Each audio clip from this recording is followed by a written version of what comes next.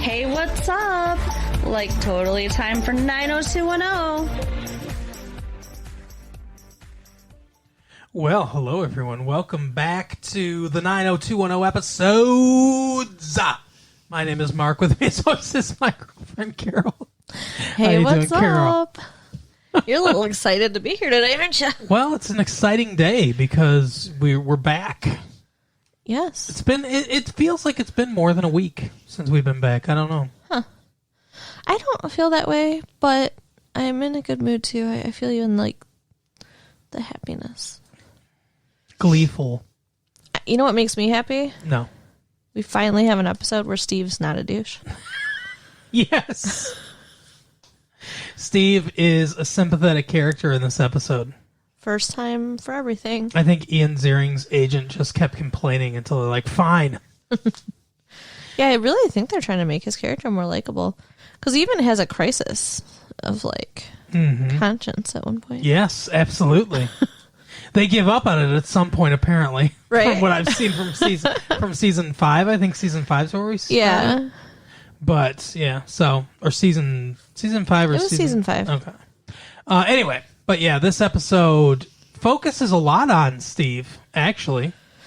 Yeah, almost entirely. A lot on Steve and then a lot on Andrea. Oh, yeah. I forgot about Andrea for a second. Andrea. Andrea. Who might be Greek in real life, but apparently is Jewish in this show. Yeah. Well, I mean, okay, Jewish people are from Jerusalem, right? Sure. And Greek people are from Greece. Both. What? Yep. You got it. Is this Sesame Street? Shut up. No, I'm just thinking about it. Like, they're close, right? Like, no? Not, I mean, kind of. I Mediterranean. guess. Jerusalem's in the Middle East, but isn't that off of the Mediterranean? it's near-ish the Mediterranean, I guess. It's probably closer to the Persian Gulf. Oh, okay, never mind. I But- was trying to be smart, but I failed. I mean, I see what you're saying. Here's the thing. Jewish people come from all over. I mean, the history of the Jewish people is very weird. Of the Hebrews. The Hebrews and the Shebrews. Wow. It's an interesting history because, you know, they grew up in a certain place and then we had a visitor for a second and then they were displaced and made slaves and stuff like that. And then after World War II, they reestablished Jerusalem as a country. And they were allowed to go back to their ancestral homeland, basically. Displacing Palestinians, which is why we have the conflicts that we have now. But anyway, so yeah, I mean, similar-ish part of the world, I suppose. Okay. But they, the ones that the actual Hebrews that live in, the Jewish people that live in Israel, the Israelites, they probably look closer to Arabs than they do to a lot of the ones that live in the United States now. Okay. So it's difficult to say. So, thank you for the lesson on geography and history, because I obviously needed it. So, let's talk about Andrea for a second. Sure. Andrea Zuckerman. Brandon did... Oh, yeah, I guess that is a Jewish name. I never thought about that, but her last name is Zuckerman. Yeah. Brandon did a dumb thing. Mm-hmm. He nominated her for an award. Yeah. You'd think that would have been a nice thing. But no, she wins, and they want to interview her in her home. Yeah, why? I don't understand that. If I were her, I would have just said, my parents don't like to have people over. We'll have to do it somewhere else. Right. Yeah. Why not? Sorry. Yeah. We can't go to my house. My house has a bunch of bugs, so we're bombing it for the week. Yeah, very ridiculous.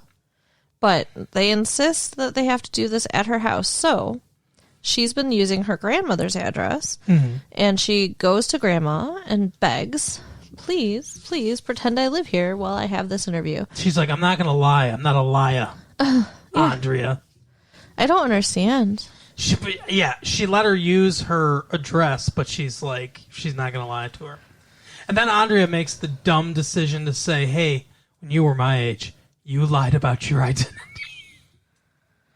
And what she's referring to is her mother or her grandmother hiding her Jewishness to hide from the Nazis during World War II. Right. And she's like, yeah, that was a matter of survival. I mean, it's ridiculous. Yeah, she gets pretty upset, understandably, and she's like, it's not the same. Right.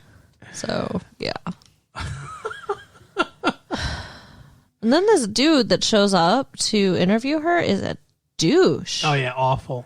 Awful person. And like I said this many times during the episode, and I'm not wrong. Am I like, it looks like an old lady house. It is an old lady house. And whether or not Andrea lives there, it should still look like an old lady house, yeah, right? Exactly. He says, oh, they're in the living room. And he says, you've got mature taste. It's her grandma's house. Yeah. No one's going to walk into, like, we're in high school or whatever, we still live with our parents. No one's going to walk into, your parents' house when you live in high school and be like, oh, you've decorated this place nicely. Who assumes that you're in charge of decorating the house as a teenager? So dumb. I mean, I guess it's because there's only one bedroom, so she says she sleeps in the living room, but that doesn't mean that her grandma's going to let her make it her bedroom. Exactly. Oh, whatever. It's ridiculous. And then I don't think they gave her the award, right? Like, he said he wasn't going to do the profile because, in good conscience, he couldn't, because he seriously questioned whether she lived there. Yeah, and, like, I'm sorry, dude.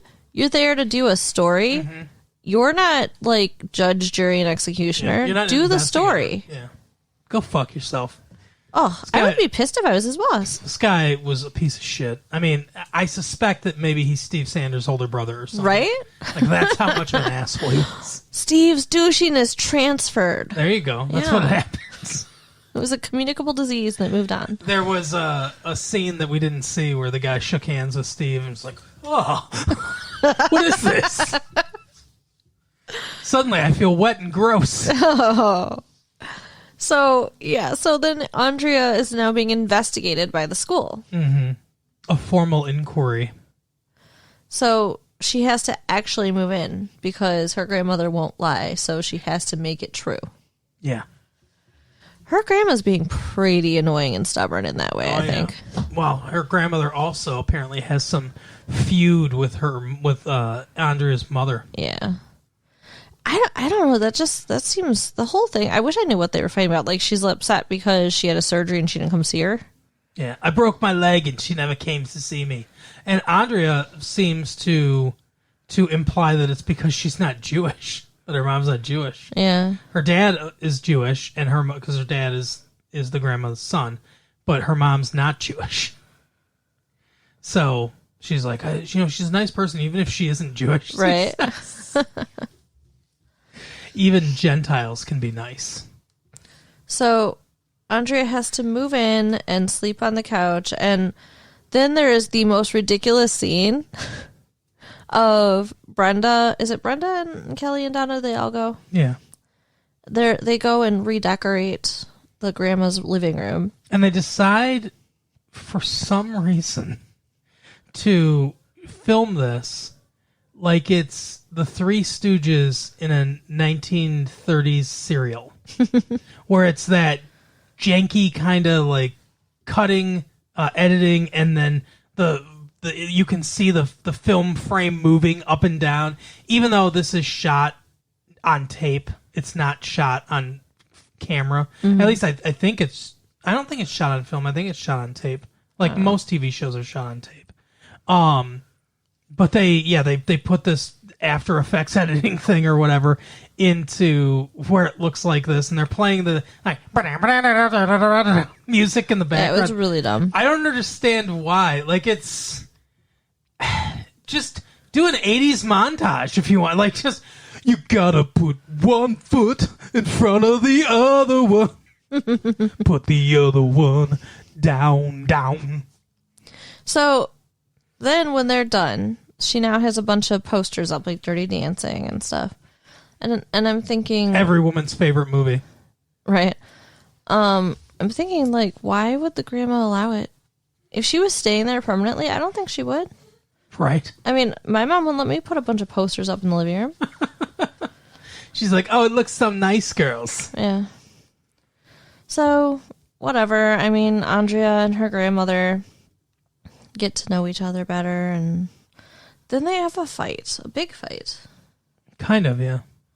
And Andrea takes off. Why? I don't remember. She's sick of being in the middle of her and her mom and her grandmother and stuff. She's not happy about it.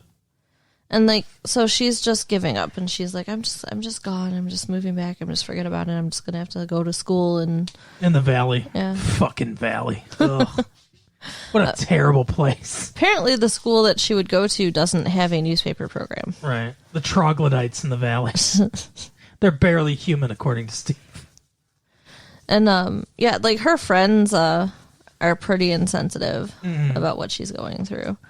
But she's also kind of hard on them, I think, too. Yeah. She's like, you don't understand. You think every place in the world's like this, don't you? Which, like, okay, if their lives are small because they had, like, how big is your life, Andrea? Right. I don't know. Well, it's funny because the grandmother, too, she says, oh, I have to lie so that you can, cavort with some rich kids at this school and everything. But it's like, but Grandma, you live in the district. Right. Who are you cavorting with? The old ladies that came over to play canasta are rich, too. Sorry. Well, some Jewish version of canasta. I'd never heard of it before. Kaplotz or something. I don't know what she called it. Yeah, I don't know. It was something that started with a K, but anyway, so yeah, it's weird. And Andrea wants to go because it's a good school and everything. Obviously, I think she has fairly noble intentions. Yeah. But yeah, she gets mad and she says, forget it. I'm leaving, like you said. And her grandmother's like, but the interviewer is supposed to be here at 3:00. It's that day. Right. Just stay for that 3:00 thing and then tell your grandmother what you want to tell her and then move out. Because it's done after that. Right? It's so stupid. Yeah. That whole thing was, that pissed me off. And then the interviewer does come. Grandma talks to her. It implies that Grandma's like, yeah, she wasn't living here, but now she is living here. And I made her mad, and and like all this stuff and everything. How does it imply that? Well, it implies that the grandmother basically tells the whole truth, right? Because Andrea comes in, she's like, "Oh, here she is," and she's like, "Oh, hi, Andrea. Your grandmother's very charming, all this stuff and everything." And she says, "I'll see you in 3 weeks." And Andrea says, "What's in 3 weeks?" And she goes, "A follow-up." And she's like, after I do my report, she's like, which is going to be? She's like, favorable, but it implies to me that she's following up in 3 weeks. Oh, and then she says, just make sure you stay on this side of the hill. Yeah. Yeah, I think that meant that she knew, but I don't know that Grandma told her. I think Grandma did. I think Grandma was like, look, she's a good kid. She's really living here now, even though she wasn't before. And I think the girl was like, okay, you know what? I'm going to give a favorable thing. I'm going to come back in 3 weeks, make sure that, she still is living here and everything. But after that, we'll be good. I think that's what happened. Okay. I mean, that's my indication. That's why she said, just make sure you stay on this side of the hill and all that stuff. Makes sense. And I think Grandma was like, look, I love her. I really want her to live here, and I want her to be able to go to the school and stuff. And then Andrea's going to try to work on the relationship between her mom and her grandma because she's like, if I'm going to live here, you guys got to talk. Yeah, Andrea's just moving out of her house, by the way. Like, right. Apparently her parents are going to be okay with that, I guess. I mean, I guess. It's weird. It's very weird, but I mean, I guess it depends on what their priorities are. If they're more concerned about her getting a better education than being close to them. All right. Well, they're Jewish, so it does make sense. It does? That they care more about education than personal relationships. Yeah. Clichédly, but yeah. Okay. I don't know. I mean, I always think about, like, the overbearing Jewish mother. Mm-hmm. And I can't imagine in that situation that she'd be like, oh, sure, go live somewhere else. Right. Well, I don't know. We'll see. As long as Andrew's eating. You're so skinny. Right. But yeah, so that's Andrea's storyline. You want to talk about Steve Sanders?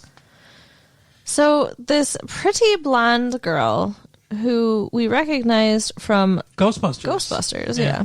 And Quantum Leap, which I love. She's at the Peach Pit being stood up, supposedly. Mm-hmm. I don't even know if I believe that now. But do you think she's just trolling? I don't know.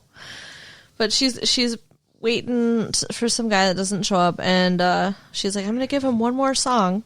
Goes over to the jukebox.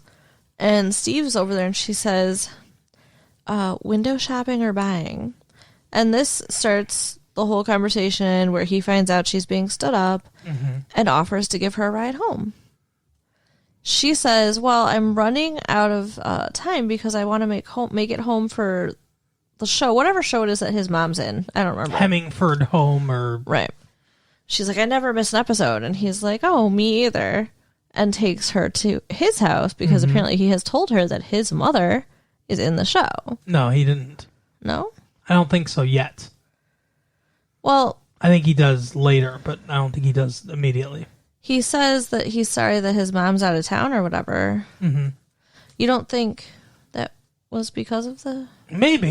Yeah, you might be right. Yeah. Because he doesn't take her back to her house. He takes her to his house. That's true. Yeah, I think you're right. And they sleep together that same day. Mm-hmm. So at first I'm thinking it's going to be a one-night stand, but it's not. No. It turns into a relationship. He's gaga for her. And she seems like she's gaga for him. Oh, yeah. And Kelly is super They're jealous. ready to get married and have translucent babies. Right? Kelly is like a bitch about it at first, though. And somehow, I don't understand how. Does she have gold digger R? Because she's a gold digger? I don't know. I guess she's not, though. She's not, because she already has money. She has money. But... I don't understand how she knows this, because it's not implied that she knows who this girl is. This girl goes to a different school, and all this stuff. But she says to Steve, you get what you pay for. Uh-huh. Which implies she knows that she's a gold digger, even though there's no way she could. She's basically calling her a prostitute. Right. Yeah, exactly. And, she was upset about something, and then he tells her that he got REM tickets. Yeah. And then she's all happy and kissing on him and shit. He takes her to see REM in a limo. Mm-hmm. They arrive in a limo. They don't have to wait in line. They walk right in, sit right down, and they go see REM. So, which is awesome, by the way. You'd think she'd be grateful, right? Yeah. I'd be grateful. Right. She's pouting and upset when they leave because they didn't get to go backstage. Mm-hmm. What the hell? I mean, what a spoiled little bitch. Right. And then she's mad that the limo hasn't showed up already. Yeah. Oh, no, they had to stand there for a minute and wait for the limo. Right. We're not using this company again. God, she would be a nightmare to be married to. Can you imagine? Absolutely.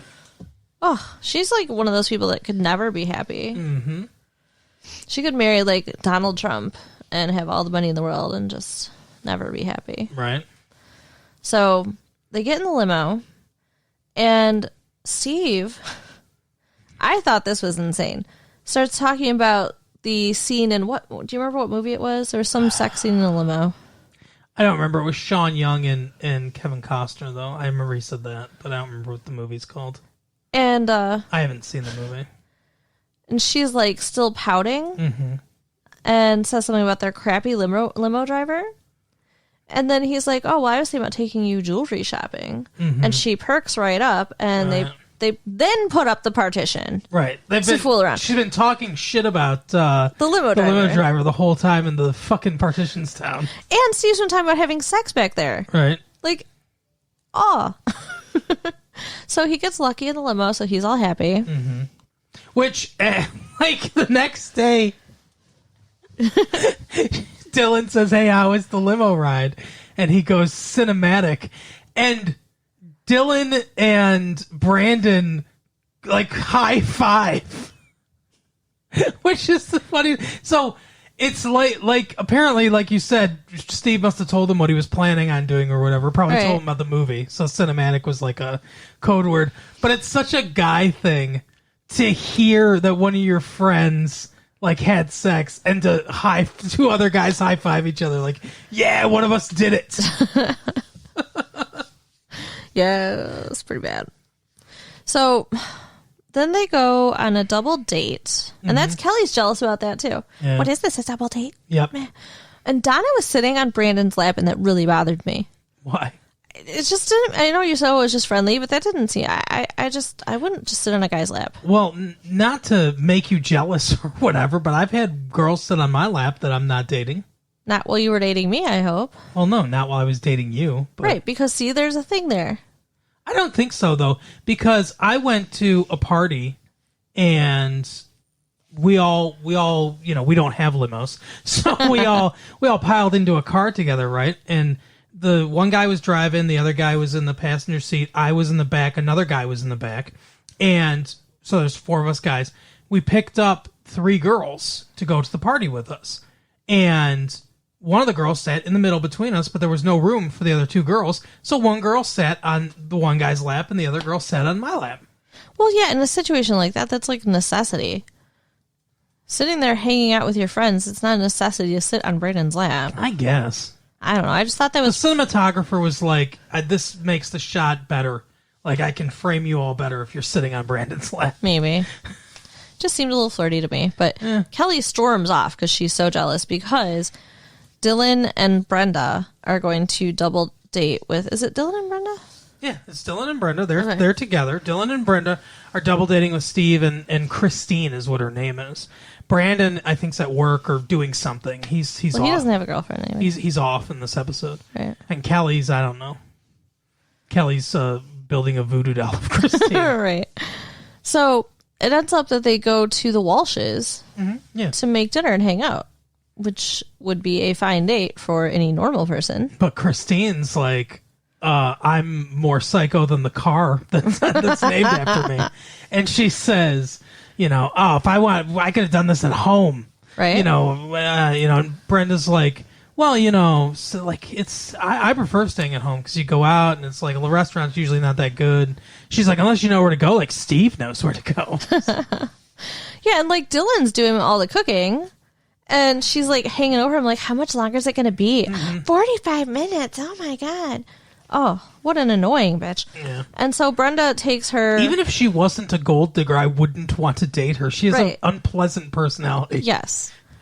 And so Brenda takes her upstairs to show her clothes. Maybe Steve's dirtbagness is a sexually transmitted disease. And she was perfectly nice before they had that first encounter together. And that's when she became me, because all of her bad qualities came out after that. That's true. He fucked her and ruined her. Yeah. Oh, no. All his bad qualities drained from his penis and went inside her. Should have used a condom, Christine. Oh, poor Christine.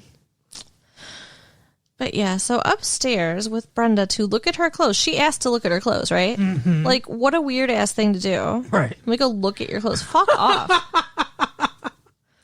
And she's talking about Steve and how he buys her things. And he bought me this dress. Mm-hmm. Ugh. So Brenda figures out that she's using him. Doesn't she flat out admit it? Basically, she says we're using each other, is what she says. Which is kind of, like, I kind of thought that he realized that she was using him and he was just using her back. I thought that too, so I can understand why she thought it. Because she wasn't very subtle about it. No. And he wasn't very subtle about enticing her with money and stuff. Right. So why he thought that she liked something beyond that, I don't know. I think he was deluding himself. Because he just wanted to believe it. Yeah. Because he's been so sad and depressed ever since he and Kelly broke up. Yeah. Maybe they'll get back together. Well, they're certainly implying that that's going to... We know that they don't, at least not, like by season 5 that they don't. Like season 5, Kelly's was going after Brandon. But they certainly imply that they're trying to put them back together. Yeah, I'm interested to see what happens with the next episode. Because he does take Christine jewelry shopping, like he said. and he tests her. Yep. So she told Brenda, that's it, in the closet, that she was dreaming about these diamond earrings that he was going to buy her. Right. So he takes her in there and he's like, so what do you think I got you? And she's looking around and then she sees diamond earrings. She's like, oh, these. And he's like, no. And he takes out a box that has a pretty turquoise bracelet. It's fine. And nothing special, but it's fine. Yeah. And she's like, what is this? This is a piece of shit. And he's like, well, I thought it'd be special because this came from me. And she's like, no. Right? Basically, yeah. So, yeah, he breaks up with her. He's like, I don't even want to give it to you anymore. Because she's like, wait, let me see it again. Let me see it again. Fuck off. Right. And so then sad Steve goes to the peach pit. Sad sack Steve. That's a tongue twister. And Kelly sees him sitting there all sad across the room and just gets up, doesn't even say anything to everybody, and goes over to him and says she's going to take him to the movies. Right. So, yeah. I don't know. Maybe, if nothing else, they might get it on. Maybe. It's not like she's been dating anybody. Yeah. And, I mean, she's obviously a little slutty, and they've had sex before, so why not? I don't know. We'll see. Well, we probably won't. I don't think they're going to show a sex scene. But they would tell us, don't you think? Maybe, yeah. Considering they're fictional characters, if they don't tell us, it didn't happen. Yeah, that's true. But yeah, I mean, that's the episode. Steve says to Andrea, so Andrea gets to stay and everything. Steve, and Andrea have a conversation and everything, and he's basically like, I don't know why anyone likes me. It's like, sometimes I think about the wisecracks I make, and I don't know why anyone likes me. And he's like, all of a sudden, he's like very, very reflective over what a douchebag he is. Yeah, he said he lies awake at night sometimes thinking about the stupid things he said during the day and stuff. It's weird. Yeah.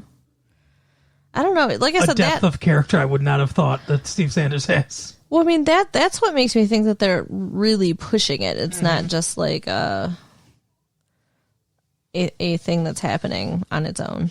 I think what they tried to do, not what they tried to do, but I think what the trope that it got like shoved into is that Steve was basically, what's his name, the fucking meathead rich guy from the Archie comics. Oh, Reggie or something like Jughead? that. No, Jughead's his buddy. I think Reggie is the rich guy. Yeah. And he got put into like that role. Right. And I think they're like, well, no, we don't want him to be like that, so let's try to fix this. Yeah, so I mean, and I don't know, it makes sense because when I caught episodes between like here and when we started watching, like I didn't watch steady, but I watched a little bit. And I didn't think he was as much of a douche as he has seemed to be. Mm-hmm. So, I think they're going to continue down this road. Soften him. Yeah. He's That's still good. a bit of a douche, though. I mean, you can't fix it all. He outed a gay dude. Right? Yeah. But anyway, so that's the episode. You got anything to say? I love 90210. And I really want to go. there. I want to go to Beverly Hills someday. Are you taking me? Sure. Okay. We'll drive across the country and go to California. Yep. Okay. Sounds good. Okay, sounds good. All right. Tell the people what they need to know, and then we'll get the fuck out of here. Well, tell your friends, listen, give us the likes and the stars, and write us at latefee1994@aol.com. That's right. We'll see you next time. Bye.